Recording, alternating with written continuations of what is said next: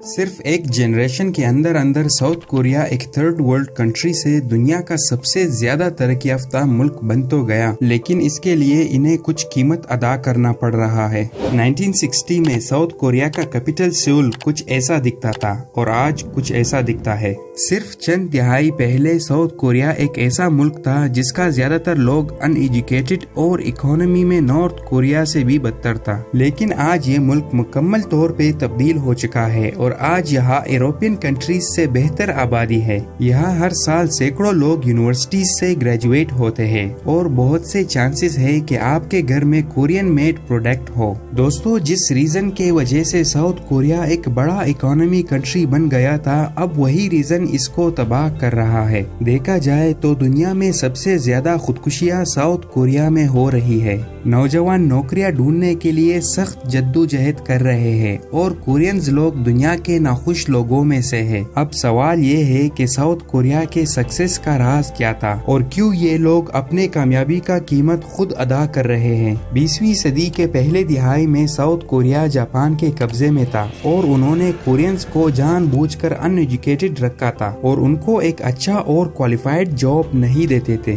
دوسرے جنگ عظیم کے بعد جاپانیز تو چلے گئے، لیکن بہت جلد یہ ملک ایک بار پھر سے دو حصوں میں تقسیم ہو گیا، جو ساؤتھ کو امریکہ سپورٹ کر رہا تھا اور نارتھ کو سوویت یونین، اور صرف چند سال بعد نارتھ نے ساؤتھ پر حملہ کر لیا اور اس جنگ نے ساؤتھ میں تمام انڈسٹریز اور بلڈنگز کو تباہ کر لیا۔ جب جنگ ختم ہوا تو ساؤتھ کوریا کے زیادہ تر لوگ ان ایجوکیٹڈ تھے اور تب وہاں کے اکانومی صرف ایگریکلچر پر ڈیپینڈنٹ تھا اور مستقبل کے لیے ان کے امکانات تاریک نظر آ رہے تھے۔ لیکن ساتھ ہی وہ یہ وقت تھا جب ساؤتھ کوریا کا نصیب کھلنے والا تھا۔ تین اہم ریزنز ہیں جنہوں نے کوریا کے اکانومک گروتھ کو ممکن بنایا۔ پہلا یہ کہ 1960 میں ساؤتھ کوریا کے حکومت کا فیصلہ تھا کہ اکانومی کو ایگریکلچر سے ہٹا کر انڈسٹریل کیا جائے، لیکن ان کا طریقہ کچھ الگ تھا اور وہ یہ کہ چھوٹے کاروباروں کو سپورٹ کرنے کے بجائے حکومت نے کچھ خاندانی کمپنیوں کو، جنہیں چیبلز کہا جاتا ہے،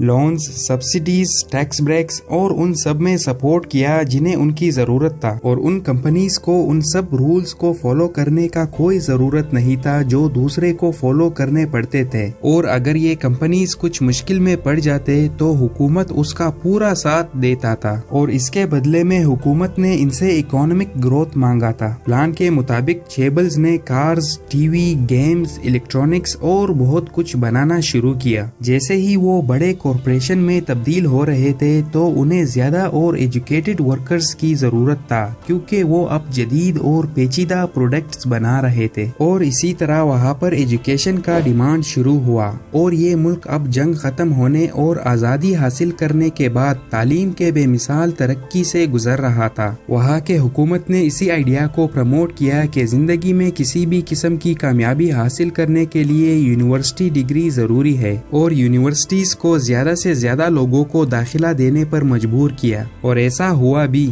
صرف چند دہائیوں میں ساؤتھ کوریا ایک ایسے ملک سے جہاں 1945 میں صرف 22% لوگ پڑھ لکھ سکتے تھے، اب دنیا کا سب سے زیادہ تعلیم یافتہ ملک بن گیا، جہاں 2/3 زیادہ نوجوانوں کے پاس یونیورسٹی ڈگری ہے، اور جب چیبلز کے پاس ایجوکیٹڈ ورکرز آ گئے تو ان کو یہ ثابت کرنا پڑتا تھا کہ وہ بہت محنت کر رہے ہیں۔ آج کل ساؤتھ کوریا کے لوگ انتہائی ورک ایتھک رکھتے ہیں اور کسی اور کے مقابل میں زیادہ دیر اور سخت محنت کرنے کے لیے جانے جاتے ہیں، لیکن ہمیشہ ایسا نہیں ہوتا تھا۔ کوریا میں ہارڈ ورک کا کلچر اکانومک سکسیس کے دوران چیبلز کے ذریعے ہوا تھا، جس نے منظم طریقے سے اپنے ورکرز کو کمپنی میں مکمل وفاداری کے ساتھ تعلیم دینا شروع کیا۔ ان ورکرز کو ایسا آئیڈیا دیا گیا تھا کہ یہ ایک نوکری نہیں بلکہ یہ کمپنی کے کامیابی کے لیے ایک کمٹمنٹ ہے، اور اس کو یہ سکھایا گیا تھا کہ کمپنی آپ کے personal life, family, free time اور کئی سارے چیزوں سے ضروری ہے۔ وہاں آپ کا کام ہی آپ کی زندگی تھا اور کام پر زیادہ گھنٹے وقت گزارنا عام ہو گیا تھا۔ شام تک کام کرنا، ویکنڈز پر کام کرنا، کام کے بعد اپنے ساتھیوں کے ساتھ وقت گزارنا اور اپنے باس کے ساتھ بیٹھ کر شراب پینا آج تک وہاں عام بات ہے، اور جب تک آپ کے باس نہ چاہے آپ گھر نہیں جا سکتے۔ ساؤتھ کوریا کے لوگ اب دنیا کے کے کسی بھی ترقی یافتہ ملک کے مقابل میں زیادہ گھنٹے کام کرتے ہیں، اور ان کے کوششیں ہی تھی جس نے اکانومک سکسیس شروع کرنے میں مدد کی۔ اگر عام الفاظ میں کہا جائے تو یہ 3 فیکٹرز تھے جن کے وجہ سے ساؤتھ کوریا کے اکانومک سکسیس ممکن ہو پایا۔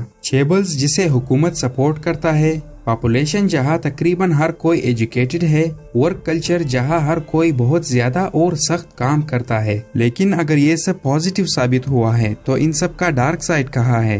اصل میں یہی وہ 3 وجوہات ہے جس کے وجہ سے نہ صرف اکانومی بلکہ وہاں کے معاشرے کے لیے بھی نقصان دہ ثابت ہو رہا ہے۔ تو آؤ اسے بھی سمجھتے ہیں کہ یہاں آخر غلط کیا ہوا۔ ساؤتھ کوریا میں چیبلز کی بات کی جائے تو وہ ملک کے 85% GDP کا پیداوار ہے، لیکن چیبلز نے کوریا میں صرف 10% جابز ریپرزینٹ کیے ہیں، اور اس کا وجہ یہ ہے کہ بہت سالوں سے انہوں نے نئے لوگوں کو کام پر نہ رکھنے کے باوجود ترقی کی ہے۔ ساؤتھ کوریا کے سیول نیشنل یونیورسٹی میں اکانومی کے پروفیسر نے کہا ہے کہ بڑے کمپنیز پیسے بچانے کے لیے ایک ایسے بزنس ماڈل کا استعمال کر رہے ہیں کہ لوگوں کو زیادہ کام پر نہ رکھ سکے، اور یہ وہ کمپنیز ہیں جن کے پاس سب سے زیادہ کوالیفائڈ جابز ہے، اور یہ وہ جگہ ہے جہاں ہر کوئی کام کرنا چاہتا ہے۔ جبکہ ایک وقت تھا جب ساؤتھ کوریا میں بہت زیادہ جابز تھے لیکن کافی اہل افراد نہیں تھے۔ آج سچویشن بالکل الگ ہے، کیونکہ پہلے ایجوکیشن کا جو ڈیمانڈ تھا وہ اتنا کامیاب تھا کہ کوریا کے یونیورسٹیز اب ہر سال لاکھوں کالج گریجویٹس کو جنم دے رہے ہیں، لیکن گریجویشن کے بعد ان کے لیے نوکریاں ڈھونڈنا انتہائی مشکل ہوتا جا رہا ہے۔ ساؤتھ کوریا میں کالج گریجویٹس کو بغیر کالج گریجویٹ لوگوں کے مقابل میں زیادہ بے روزگاری کا سامنا کرنا پڑتا ہے، یہاں تک کہ حکومت کو کالج گریجویٹس کے لیے باہر ملک کام حاصل کرنے میں مدد کرنے کے لیے ایک پروگرام شروع کرنا پڑا ہے کہ وہ لوگ کوریا میں بے روزگاری اور غربت میں نہ رہے۔ یہ تو صحیح بات ہے کہ ساؤتھ کوریا کا اکانومی بہت اچھے مقام پر ہے، لیکن پھر بھی اس کا فائدہ عام لوگوں تک نہیں پہنچ رہا، اور ان کالج گریجویٹس میں سے کوئی بھی مزدوری ٹائپ نوکری نہیں چاہتا، کیونکہ ایک تو ان نوکریوں کی کم تنخواہ ملتی ہے، اور دوسرا یہ کہ کورین سوسائٹی میں ان کو اچھا نہیں سمجھا جاتا، اور اسی وجہ سے ایک طرف بلو کلر جابز میں لوگوں کی کمی ہے اور بہت سارے بے روزگار نوجوان جو اپنے کالج ڈگری کا استعمال نہیں کر سکتے، دوسرے طرف معاشرے میں وہ لوگ جو تعلیم اور کامیابی کے جنون میں ہے وہ زیادہ مایوس ہے۔ وہ سب کوالیفائڈ جابز چاہتے ہیں کیونکہ انہیں اپنے تعلیم حاصل کرنے کے لیے ناقابل یقین سخت محنت کرنا پڑا ہے۔ ساؤتھ کوریا کا تعلیمی نظام دنیا کا سب سے زیادہ کمپٹیٹیو نظام بن چکا ہے۔ نہ صرف یہ کہ وہاں ایک اچھے یونیورسٹی میں داخلہ لینا بہت مشکل ہو چکا ہے، بلکہ ساؤتھ کوریا میں کم عمر بچوں کو بھی ایک جوان انسان کی طرح پڑھائی میں ہارڈ ورک کرنا پڑتا ہے۔ وہاں 83% 5 سال کے بچے اسکول کے بعد پرائیویٹ ایجوکیشن کرتے ہیں، اور اس کے فیملیز اپنے 16% انکم اس کے فیس پر لگاتے ہیں۔ یہاں تک کہ ساؤتھ کوریا کے حکومت کو رات 10 بجے کے بعد پرائیویٹ ٹیوشن پر بھی پابندی لگانا پڑا تاکہ بچوں پر زیادہ لوڈ نہ آئے۔ لیکن ان سب کے باوجود ساؤتھ کوریا میں اسٹوڈنٹس کو زیادہ محنت کرنا پڑتا ہے تاکہ فارمل ایجوکیشن حاصل کر سکے۔ اس طرح کے تعلیم کا فائدہ ختم ہوتا جا رہا ہے، کیونکہ ٹاپ ڈگری کے باوجود لوگ پھر بھی نوکریاں حاصل نہیں کر سکتے، اور وہ لوگ جو نوکریاں حاصل کرتے ہیں وہ خود کو انتہائی سخت کام کے ماحول میں پاتے ہیں، جہاں لوگوں کو ان کے پرفارمنس اور رزلٹ کے بجائے ان کے وفاداری کے بنیاد پر ترقی دی جاتی ہے، ایون جبکہ کورینز اور لوگوں کے مقابل میں زیادہ وقت کام پر گزارتے ہیں۔ یہ ایک ایسا کلچر ہے جہاں اسمارٹ ورک کرنے سے زیادہ محنت کرنے کو اہمیت دیتے ہیں، لیکن یہ 21ویں صدی میں کام نہیں کر رہا، اور سخت کام کرنے کے کلچر کا اثر یہ ہے کہ ساؤتھ کوریا کے لوگ دنیا کے سب سے زیادہ انہیپی لوگوں میں سے ہیں، اور ساؤتھ کوریا میں گزشتے 2 دہائیوں سے سب سے زیادہ خودکشیاں ہوئی ہے۔ اب وہاں کے حکومت نے بھی اسے تسلیم کر لیا ہے، وہ آہستہ آہستہ چیزوں کو تبدیل کرنے کی کوشش کر رہا ہے، لیکن ان سب کو چینج کرنا کوئی آسان کام نہیں ہے، کیونکہ چیبلز وہاں پر بہت پولیٹیکل انفلوئنس رکھتا ہے، اور یہ نظام اس کے لیے اچھا کام کر رہا ہے، جس کا مطلب ہے کہ کسی بھی اصلاحات کا امکانات بہت کم ہے۔ ساؤتھ کوریا کے اکانومک سکسیس تو دلچسپ تھا، لیکن ملک اب اسی کارپوریشنز کے ساتھ پھنس گیا ہے جو ناکام ہونے کے لیے بہت بڑے ہیں اور اتنے طاقتور ہے کہ کسی بھی تبدیلی کے لیے کافی ہے۔